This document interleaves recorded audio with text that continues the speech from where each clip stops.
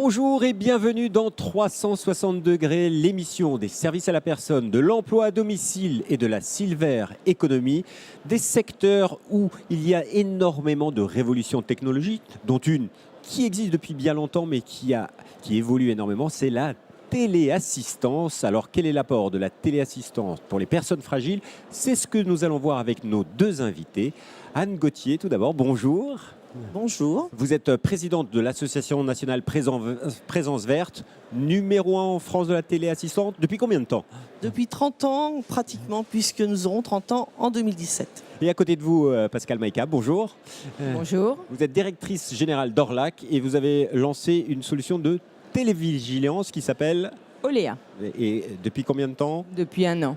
Voilà. Alors, avant de discuter de tout ce que permet la téléassistance, comment la définir, la téléassistance, Madame Gauthier? Eh bien, la téléassistance, c'est un moyen, une solution qui permet de rester à domicile tout en devenant âgé, isolé, handicapé.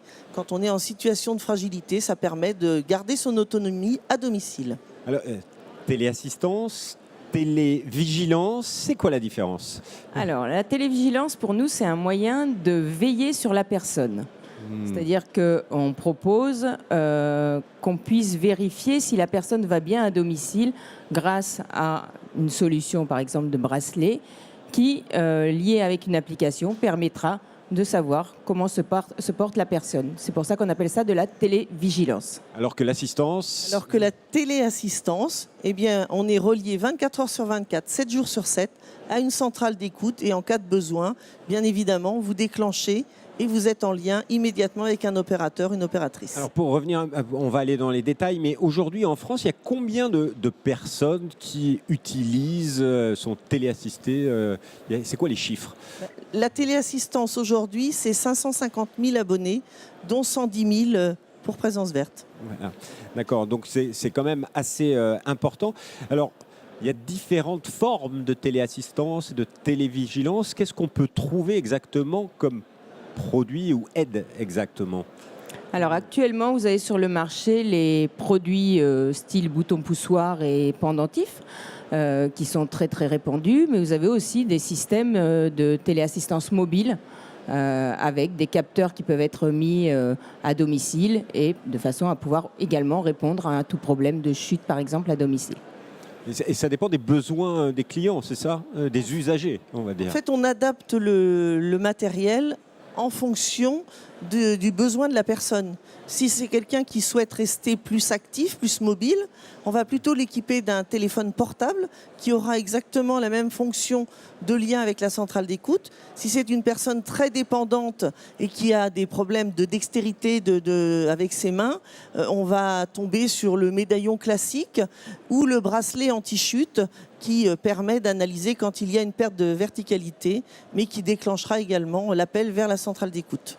Alors, comment sont mis en place ces différents dispositifs? C'est un choix qui se fait, c'est l'usager qui le choisit, c'est vous qui conseillez? Comment ça se passe concrètement?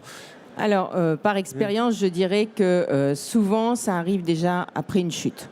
Il y a une proposition qui est faite de façon à apporter ce soutien et sécuriser la personne à domicile.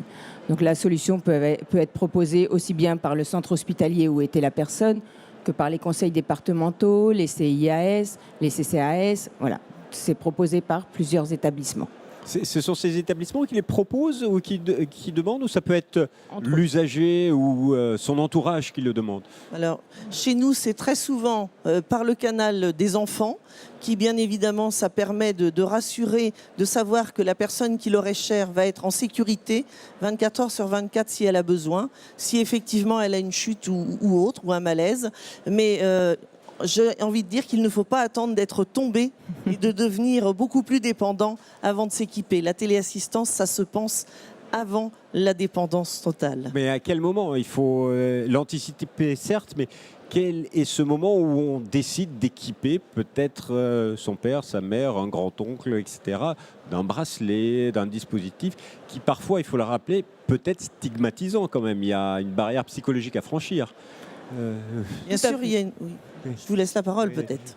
Tout à fait, mais c'est vrai que souvent ce choix arrive au moment où les proches commencent à craindre pour la sécurité de leurs aînés et elles font les recherches pour savoir ce qui peut être mis en place pour sécuriser tout le monde, aussi bien le senior à domicile que les proches, justement pour avoir des informations et se tenir au courant s'il arrive quoi que ce soit.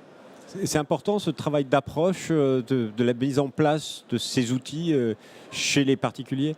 C'est très important. Alors, chez nous, c'est très important que ce soit fait de manière très professionnelle, puisqu'il y a un réel accompagnement de la personne au moment de l'installation pour vraiment d'abord déstigmatiser, j'ai envie de dire, l'installation d'une téléassistance, puisqu'il y a ce boîtier qui est dans la maison qui permet le lien avec la centrale d'écoute. Donc c'est très important l'approche humaine qui doit être faite auprès de la personne qui est en situation un peu plus fragile. Alors une fois que ces dispositifs sont mis en place, certes c'est de la technique, c'est de la technologie, il y a de l'alerte, mais comment s'organise l'humain derrière ? Parce que s'il y a une alerte, c'est qu'il y a un besoin. Et derrière, qu'est-ce qui se passe ? Alors actuellement, ce qui est proposé, c'est que ces boîtiers soient connectés à des plateformes de téléassistance qui permettent de rappeler la personne pour savoir s'il se passe quelque chose. Et s'il y a urgence, les services d'urgence interviennent tout en mettant en lien normalement les proches pour qu'ils soient au courant de ce qui s'est passé. Non mais concrètement, par exemple en télévigilance, il y a un bracelet anti-chute, la personne tombe, il y a une alerte qui est donnée. Et derrière, quelqu'un doit aller voir. Oui. Voilà. Alors, c'est vrai que nous, en télévigilance, ce qu'on propose, c'est le lien avec les aidants proches directement, qui doivent intervenir, dire qu'ils vont volontairement intervenir, ou de mettre en lien l'alerte avec les proches, avec les aidants professionnels. De façon à ce que les aidants professionnels qui, eux, sont souvent dans la boucle de l'aide de la personne, puissent intervenir à tout moment pour soulager également les proches qui peuvent être occupés à ce moment-là. Et pour la téléassistance, chez vous, à Présence Verte, les personnes peuvent avoir un contact. Comment ça se passe ? Alors, il y a d'abord le contact avec la centrale, bien évidemment, qui va essayer de rentrer en relation avec la personne, avec l'abonné. Si toutefois cette personne ne répond pas, du coup, on peut penser qu'elle a fait soit un malaise ou qu'elle n'est plus en capacité de répondre. Donc nous, on va alerter le réseau de solidarité qui est en général constitué de 2 ou 3 personnes. Et ces personnes-là vont se rendre au domicile de l'abonné pour voir ce qui se passe. Si nous n'arrivons pas à joindre ce réseau de solidarité, eh bien, nous allons alerter les secours afin qu'ils puissent intervenir au domicile et prendre en charge la personne qui est en détresse ou qui a besoin de secours.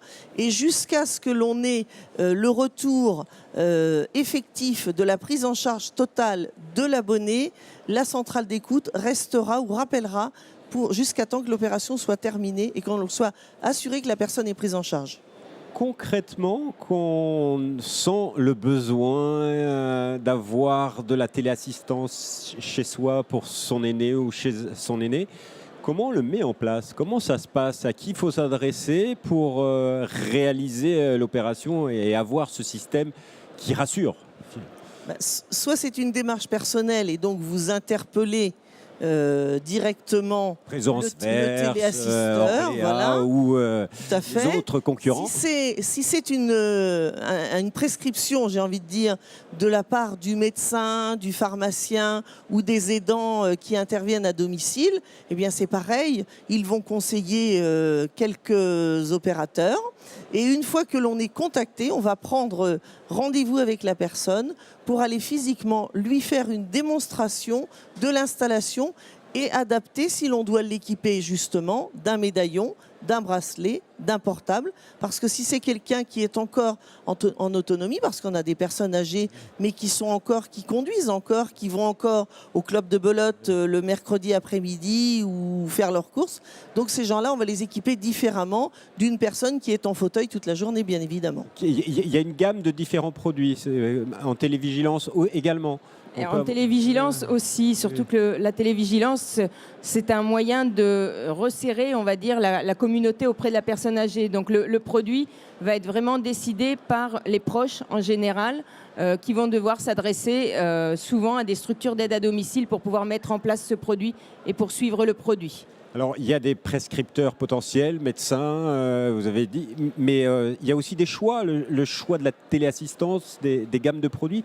On peut avoir quel type de prestations simplement bracelet anti-chute, jusqu'à quoi? C'est quoi la gamme des services que peut proposer la téléassistance? Après, on peut rajouter d'autres éléments au domicile pour sécuriser. On va mettre par exemple un détecteur de fumée, parce que si la personne, un incendie se déclenche, ce détecteur sera lui-même relié à la centrale d'écoute. On peut mettre aussi, pour faciliter le déplacement dans la maison, notamment la nuit, de chemins lumineux pour assurer le déplacement de la chambre pour aller vers les toilettes, parce qu'on sait que très souvent les chutes se produisent la nuit. Alors c'est assez curieux, mais visiblement un très grand pourcentage de personnes se lèvent la nuit sans jamais allumer la lumière, et ça ne se passe pas en vieillissant, et vous comprenez les risques que l'on encourt. Et c'est pour ça d'ailleurs que souvent on est équipé qu'après une chute, parce qu'à un moment donné c'est trop dangereux de se promener dans la nuit dans sa maison. Et vous aussi, il y a vraiment différents types de services que vous proposez en télévision? Oui, tout à fait, en fonction du profil de la personne qui a besoin justement de cette vigilance. On peut avoir une personne qui est tout à fait autonome, mais qui, par sécurité, pour garder le lien avec ses proches, au cas où il arriverait quelque chose, décide de porter un objet qui permette de détecter justement tout problème. Mais on a aussi toutes les personnes qui ont des troubles cognitifs, par exemple, et pour lesquelles on craint non seulement la chute, et qu'elles ne soient pas capables de le signaler elles-mêmes du fait de leurs problèmes cognitif, voilà, exactement. Et d'autre part, le fait qu'elles puissent se perdre à l'extérieur et ne pas rentrer chez elles et sécuriser ce moment-là. Voilà, donc on a vraiment des stades différents et des personnes différentes. On a des équipements un peu plus innovants qui arrivent maintenant sur le marché, où on va pouvoir adresser à la personne des messages ou des photos. Donc ça permet aux petits-enfants de pouvoir adresser un message à leur mamie, à leur papy, qui est seul à la maison. Voilà, il y a aussi des choses qui favorisent le lien social. Bon, c'est très bien tout ça. Vous m'avez convaincu, mais combien ça coûte? Voilà, on se dit, ça peut coûter très cher ou pas? Les gammes de produits peuvent aller de 15 € à peu près 50-55 € par mois. Par mois, Ce sont des abonnements en général qu'ils ont à payer. Voilà. Alors, ce sont des abonnements, et comme ça rentre dans la gamme des services à la personne, vous pouvez bénéficier d'un crédit d'impôt de 50%. Voilà. Mais il faut savoir qu'en produits basiques qui vous sécurisent totalement, autour de 20 € par mois, vous pouvez avoir tout à fait l'assurance d'un lien 24 heures sur 24. Il peut y avoir des aides financières, d'autres aides financières? Ça dépend de quoi? De l'invalidité de la personne, des fameux GIR? Ça peut dépendre du classement GIR. Ça peut dépendre de son niveau. Les caisses de retraite peuvent, par le biais de leur action sociale, donner un certain niveau d'aide aussi. Il y a des caisses de retraite qui participent à la prise en charge de l'abonnement de téléassistance. Donc ça peut être les caisses de retraite, ça peut être bien sûr les CCAS, et puis sinon les conseils départementaux, mais là c'est quand on est classé en dessous de GIR 4. Ça vaut pour la téléassistance et les vigilances. Tout à fait, puisque le principe, c'est que ce soit délivré par les services d'aide à domicile pour obtenir toutes ces aides également. Mesdames, merci beaucoup pour tous vos éclairages. Vous l'avez compris, la téléassistance, c'est quelque chose de très important dans le cadre du maintien à domicile de nos aînés. 360 degrés se termine. On se retrouve bientôt pour une nouvelle émission. Mais entre-temps, vous pouvez retrouver l'émission sur la chaîne YouTube Salon des services à la personne TV et bien sûr sur la chaîne Demain. Au revoir et à bientôt.